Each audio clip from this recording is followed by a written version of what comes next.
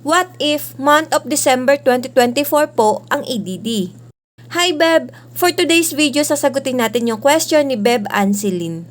Beb, kung ang EDD mo ay December 2024 at para malaman kung ikaw ay qualified sa maternity benefits, exclude natin ang semester of contingency mo na mula July 2024 to December 2024. Now, ang magiging qualifying months mo ay mula July 2023 to June 2024.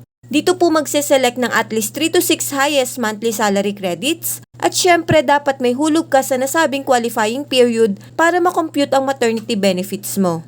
Beb, kung kaya mo ng 2,800 per month, mas okay po. At dapat bago matapos ang June 2024, bayad mo na ang second quarter para iwas late payment. Sana'y nasagot ko ang iyong katanungan. Thank you and God bless. Follow for more.